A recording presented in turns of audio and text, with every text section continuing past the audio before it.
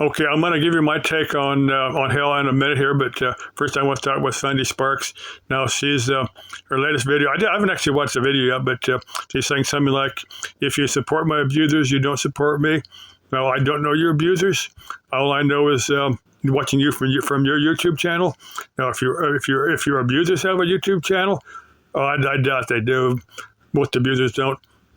But make some videos besides I was abused videos. Go out in your neighborhood. Maybe it's a old church that has an interesting building, or maybe do a mountain hike, or I mean, if you're into that type of thing, if you like doing nature walks or mountain hikes or something, I said do something besides these I was abused videos. Make something some more interesting. Oh, this is how I get my therapy. I sit in a lotus pose. I find something close to the Bodhi tree and meditate under it. I mean, something like that. Something that something that I find interesting here on YouTube. Now, let me get to my take on hell. Now, this is from a little book that I read many years ago. I don't know if I still have it or not, but it was I don't know who wrote it, but it was called The Astral Realms or something like that. Now, this guy would describe he could consciously astral project, go out of body, and would describe areas of the astral plane, where once living people would dwell. They had recreated for themselves the kind of life they had, while they were alive.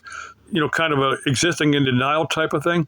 The banks and the churches and the schools and the police stations, the post office, shopping malls, that type of thing. They had recreated all those, in his astral planes, in the particular levels of the astral plane.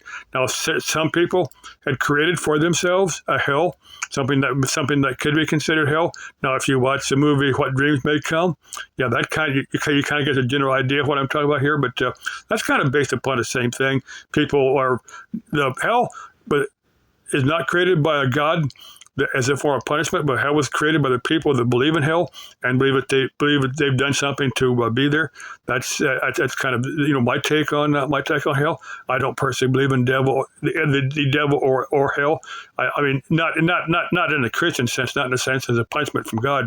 Now, I believe more in karma. I believe we punish ourselves. I believe. I was going to cover why I don't think chicks like Wonder Hussy or Wondering Gypsy or Victoria Rose or the other Victoria. Ich bin Vicky, ich liebe Norway. Or she goes, hey, ich bin Vicky, ich liebe Norway. That Vicky, but that's her. I can't pronounce her last name, but I posted her a few times. But chicks like this, and I've never going to want to team up with me, just because they have their own lives, they have their own agendas. I recognize that. They're never going to want to meet up with me.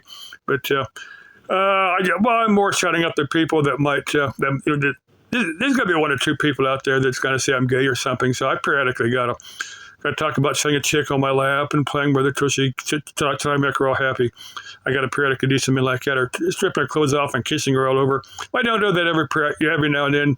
Somebody with nothing better to do with is going to say I'm gay or something. I'm not gay. I've always been attracted to women. Never been sexually attracted to men. I think I covered everything here. Still love you all your interesting chicks out there. That one chick that takes her smoke break watching me, when I go to one of my favorite spots. Hey, if you do know who I am, if you do watch these videos, come over and engage me in conversation sometime. I'm just curious why you're watching me while I'm over there.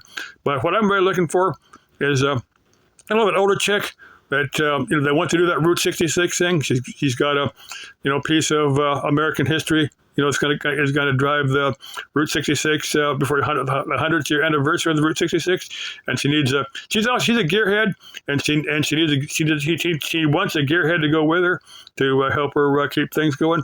That's who I'd really like to team up with. Again, that's probably not going to happen, but just tossing that out there. Repairman James Godman at yahoo.com. Love y'all. Bye bye.